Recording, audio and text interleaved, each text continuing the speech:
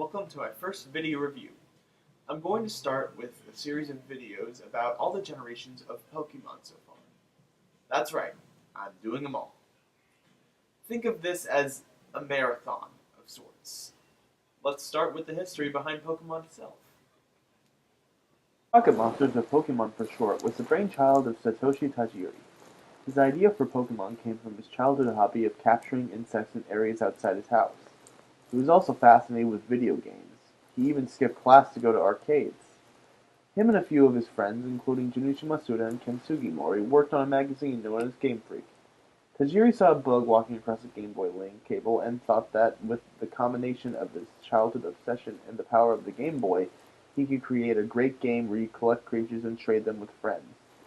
He pitched the idea to Nintendo, and it was turned down at first.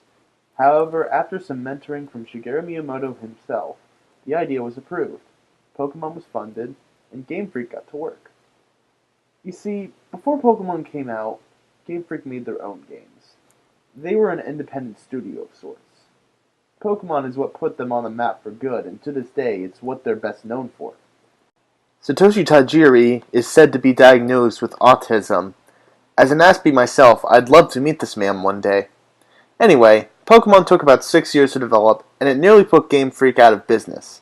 Tajiri even worked unpaid hours to get the game done. Eventually, in February of 1996, Pokemon Red and Green versions were released in Japan. At first, Pokemon's success was modest. It wasn't until a particular Pokemon known as Mew was revealed to be hidden in the game's code that Pokemon would become as popular as it was. As cool as Mew is, its original sprite looks like a deformed embryo. Yeah, Red and Green aren't exactly known for amazing sprite work. Japanese magazine CoroCoro offered this mysterious Pokemon to 151 lucky winners, and this is what got people interested in the games. There was also a slightly updated version of the games known as Pokemon Blue, which was given to a few special winners in October of '96. When Pokemon was eventually released overseas in 1998, Red and Blue were released and not Green. So, whether the original games are Red and Blue or Red and Green depends on where you're from. So let's start with the plot. You play as a 10-year-old boy in a world where you can drop out of school in the 4th grade. You're a budding Pokemon trainer starting your Pokemon journey, which involves you traversing the region of Kanto to collect 8 badges from gym leaders, who are some of the strongest trainers in the region and eventually take on the League, which is comprised of the Elite Four of the region's strongest trainers, and become champion. However, there are obstacles standing in your way to becoming a Pokemon Master. For one, your childhood rival, who you've been rivals with since birth, is always one step ahead of you. You can name this guy anything you want, though his canon name is Blue for overseas players and Green for Japanese players. You can call him Asshole if you want, though. People also call him Gary since that's his name in the anime. For the purpose of this review, I'll call him Blue. Blue is a grandson of Professor Oak, a Pokemon researcher who's the first face you see when you start the game. Your job is to finish the Pokédex, an electronic encyclopedia for all the Pokemon out there. Oak gives you your first Pokemon. Your first Pokemon can be one of 3 choices. There's Bulbasaur, a grass poison type Pokemon, Charmander, a fire type Pokemon, and Squirtle, a water type Pokemon. These 3 Pokemon have a rock paper scissors relationship.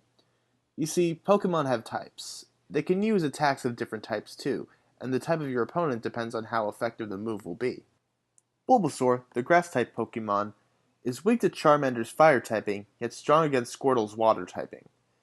Charmander, the fire type Pokemon, is strong against Bulbasaur's grass typing, yet weak against Squirtle's water typing. And finally, Squirtle's water typing gives it the advantage against Charmander, but makes it vulnerable to Bulbasaur's grass typing. So it's up to you which one you want to take on your journey with you. If they're all weak to one and strong against the other, then how do you make your choice as to which one to take with you? Well, the starters actually act as a hidden difficulty setting of sorts. Bulbasaur is the easy mode, evolving into its final form at the earliest level of the 3 and having the type advantage over both of the first 2 gym leaders and resistance to the 3rd one. There are a few gym leaders that it struggles with, but by the time you reach them, you should have Pokemon that can take care of them. Charmander is the hard mode, being weak to both of the first 2 gym leaders and going neutral against most of the other gym leaders.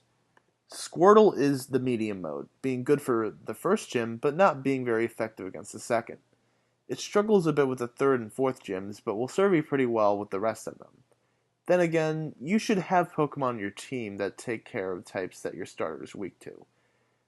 The starters also have different playstyles because of their stat distributions, so if you're curious, you can look up the stats of each starter Pokemon and decide which one you want based off of that. Or you could just choose the one that looks the coolest or the cutest to you.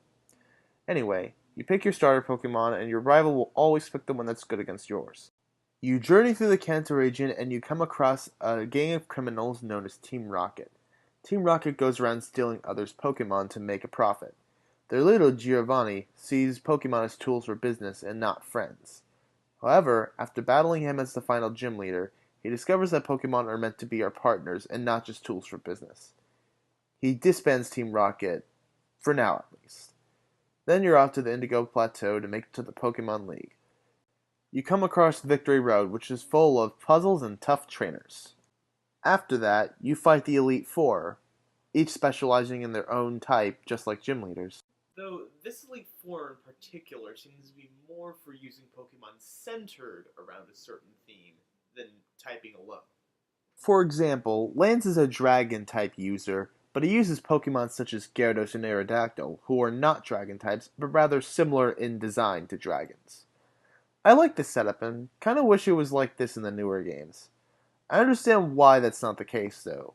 It's because there were only 151 Pokemon back then, and we're now at 802, so there's a lot more to choose from nowadays. Once you defeat Lance, you're tricked into thinking you're done when, surprise, surprise, your rival beats you to the champion title, and now you must face him one last time. This is a pretty epic fight, and one of the best final bosses in the series, in my opinion. The build-up is great, with your rival constantly being one step ahead of you throughout your journey, and the payoff is great because he's pretty cocky, so putting him in his place is satisfying. So that's the story of Red and Blue. There really isn't much to it, as you can see. While the rivalry between the player and Blue is a great classic tale in the series, and there are some interesting characters, there are Pokemon games with much more complex and compelling plots than this one. So then you're officially champion, and you enter the Hall of Fame. All there's left to do after that is to complete the Pokedex. By then, you'll have access to all but one Pokemon, unless you use exploits and glitches that I'll touch upon later. After becoming champion, a cave near Cerulean City opens and you can go inside. At the end is a Pokemon known as Mewtwo, who has some history behind it. Mewtwo is an incredibly strong Pokemon that was cloned from Mew, who I mentioned earlier. It escaped its confinement in a lab. It feels good to catch something so seamlessly relentless and powerful. They showcase Mewtwo's badassery more in the anime than they do here, but statistically speaking, Mewtwo is the best Pokemon in the game, and thus is the hardest one to catch. Mewtwo is my favorite Pokemon introduced in these games. I love its design and its backstory. They make Mewtwo look so badass in the anime and spin-off games. Now, let's break down the basic gameplay of Pokemon. Pokemon is a turn-based RPG and borrows a lot of concepts from games like Final Fantasy, such as having a party and inventory, leveling up with experience points, and having an assortment of stats. You walk around an overworld, but can be ambushed by random encounters at any moment. This can get really annoying, especially if I'm in a cave. In other areas, there are patches of tall grass that Pokemon pop out of, so you usually don't spend much time there before you're free of random encounters. However, in caves, wild Pokemon can jump out at you at any time you take a single step. Thankfully, there's an item you can get called a Repel that makes it so Pokemon below the level of the Pokemon at the lead of your party will not attack you for a set number of steps. I always buy as many of these as I can, because trust me, they're very important. You can find wild Pokemon when surfing on water as well, and they can pop out at any time too. But I don't think there are any water areas that are as big as the caves and mountains in Kanto, so it's not quite as bad. Unlike other RPGs where you may only have about 12 different characters you can level up in battle with, in Pokemon you can choose from hundreds of options. You throw a Pokeball and hope it wiggles enough times to capture the Pokemon. Most of the time, you'll want to weaken the Pokemon by attacking it. That makes it more likely to be caught. You can't let it faint though, so there's some challenge that goes with it. I always hold down the A and B button when the Pokeball is thrown, even though I know that doesn't actually increase your chances of getting the Pokemon. Some Pokemon evolve. When they evolve, they gain better stats, a different appearance, and sometimes even a different typing. A Pokemon can evolve up to 2 times. Some Pokemon evolve by level up, others by use of the stone, and some you need to trade with other players to evolve. I never understood how trading a Pokemon made it evolve. It's also annoying, especially if you don't have someone to trade with or another game to trade with by yourself.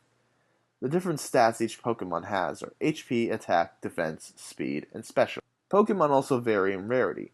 Some Pokemon are more likely to be found in the wild than others, so if you're looking for a Pokemon like Haunter or Tentacruel in the wild, it may take you a while to find one. There's also the Safari Zone, which is full of the rarest Pokemon in the game, such as Kangaskhan, Chansey, and the elusive Dragonair.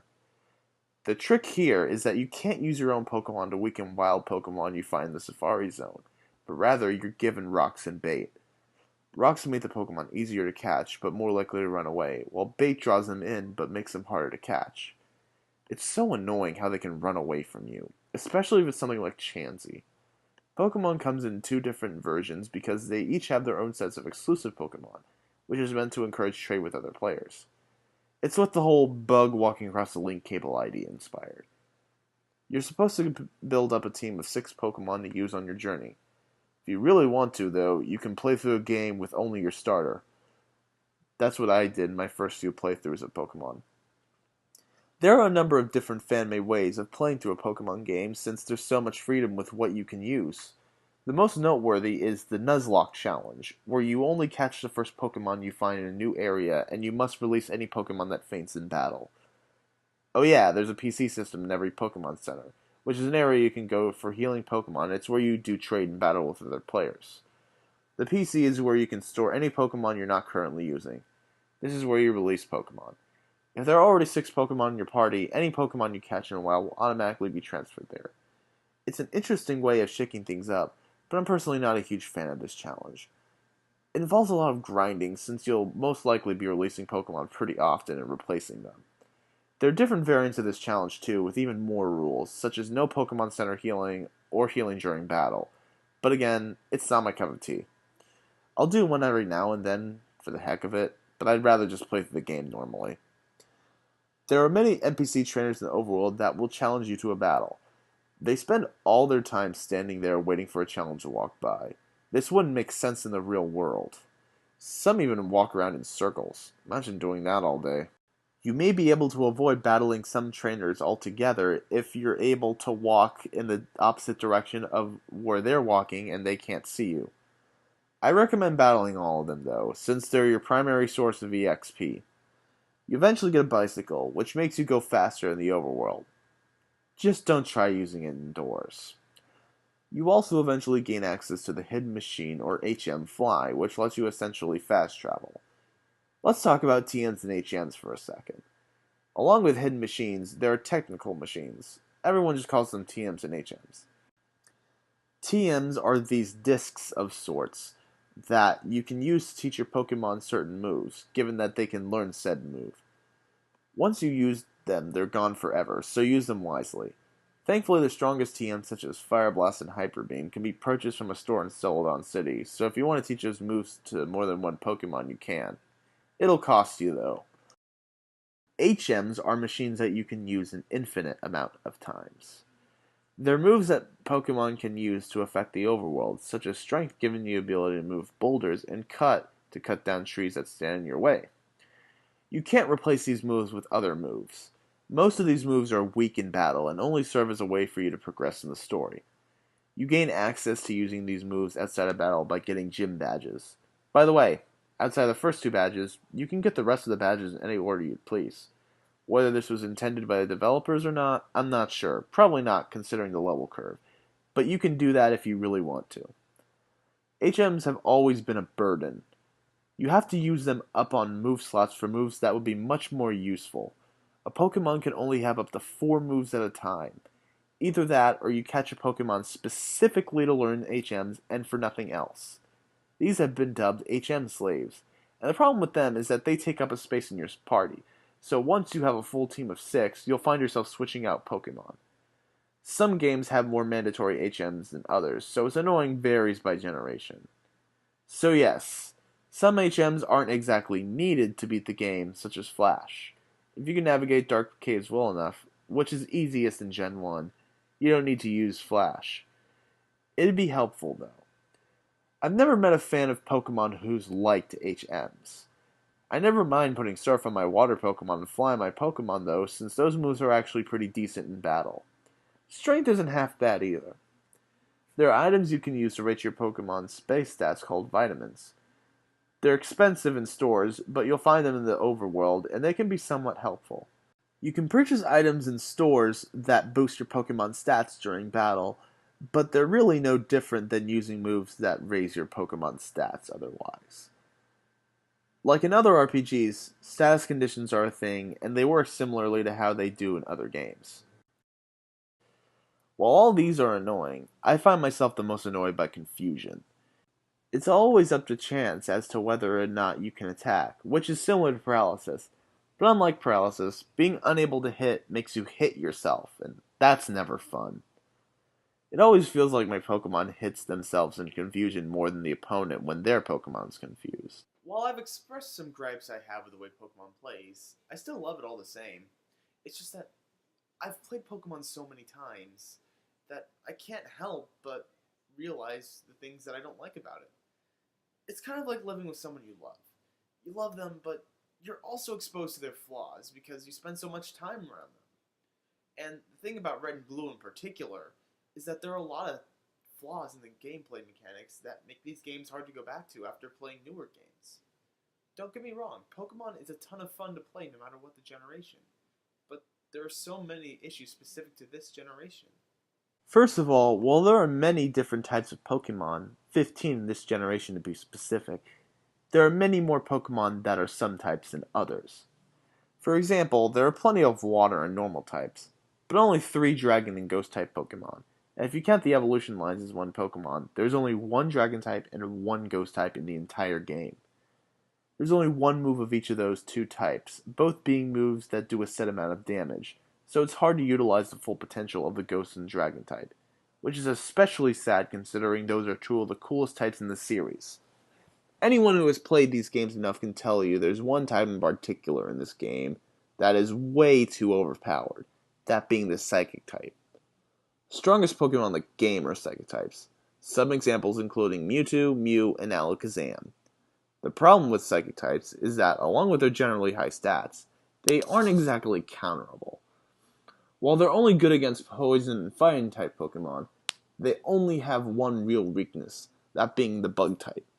They're weak against Ghost types too, but since the one Ghost type move in the game does a set amount of damage, it doesn't really matter. The problem with Bug types is that there isn't an offensively viable Bug type move in Gen 1. Psychic types also have access to the best status moves in the game, including Amnesia, Agility, Barrier, and Reflect, among other moves. Some moves don't work correctly, such as Focus Energy, which is supposed to raise your chance of landing a critical hit, but actually reduces your chances.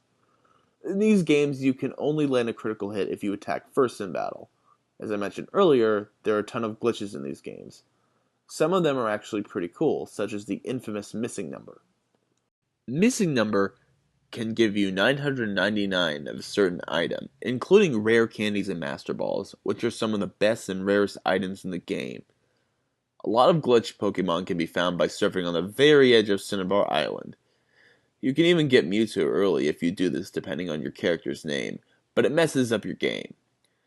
There's another infamous glitch known as Glitch City, which involves you saving in the Safari Zone. I won't give you the full rundown of how it works, but you can easily find tutorials online if you really want to do this. Another thing that annoys me about these games is the very limited space you get in your inventory. I always find myself throwing out items to make room for others because of this. It's especially annoying considering how there are key items, which you can never throw away, along with HMs. So they take up space, and there's nothing you can do about that. So you're given even more limit as to what you can have in your bag. The Pokemon sprites look horrendous in these games. Some of them look fine, but especially if you're playing the Japanese red and green, these sprites are pretty hideous. The back sprites are especially bad. Look at this. It looks more like a garbled mess of pixels than a Pokemon. In 1999, a director's cut of Pokemon Red, Blue, and Green was released release known as Pokemon Special Pikachu Edition, otherwise known as Yellow. This would become a staple in the series. Yellow has mostly the same story as the original games, but it's loosely based off of the anime series this time. This means that instead of getting the choice between Bulbasaur, Charmander, or Squirtle, you're given a Pikachu. In this game, Pikachu's cry is its cry from the anime. It can also walk behind you in the overworld, which I think is a nice touch. You can even talk to it and see how it's doing, which is really cute. It can evolve into Raichu though, but it's never been a major issue for me. While you don't choose to start at the beginning of your journey, you can actually use all three of them in a single playthrough, which is really nice, and one thing that gives the Yellow replay value over the other Gen 1 games. Jesse and James from Team Rocket appear in this game too. Your rival starter is an Eevee in this game. The Pokemon sprites are updated to better match how they look in the anime, and they're definitely better looking here than in red and blue or green. The back sprites are still shit though. While Yellow still has many of the mechanical issues with Gen 1, I definitely think it's worth playing even now, since there's no other Pokemon game that lets you use all three starters in one playthrough without trading. So in conclusion, the first generation of Pokemon was good for its time, but doesn't hold up very well today. They're still enjoyable games, but I wouldn't recommend them unless these games hold nostalgic value to you, or if you want to see how far Pokemon has come, or go back to its roots. To clarify, these were not my first Pokemon games. Those were Diamond and Pearl. I think Yellow is still worth your time, though, since it does allow you to use all three starters in one playthrough, which no other Pokemon game to this date lets you do. Red, Blue, and Yellow, or Green if you're in Japan, are all currently available on the 3DS Virtual Console. So if you want to play these games but haven't, I would get them on there. I think you can find the original cartridges pretty easily and for relatively low prices, but by now the battery in the Game Boy cartridges is likely dead. If you have a Game Boy Advance or DS Lite, I would recommend that if you want to be the best Kanto experience possible, get Fire Red and Leaf Green. They have everything the original games have, but they're mechanically and graphically better. I'll discuss those games more in my Gen 3 review. I know I might have angered some of you with this video. All I can say is, if you have a difference of opinion, leave it down in the comment section. I would say that objectively Gen 1 is the worst in the series, though it's not my least favorite. There is a nice classical feel to the original 151 Pokemon, and I do like the characters from these games quite a bit. Anyway, with that, I'll see you next time for my Gen 2 review. See you then!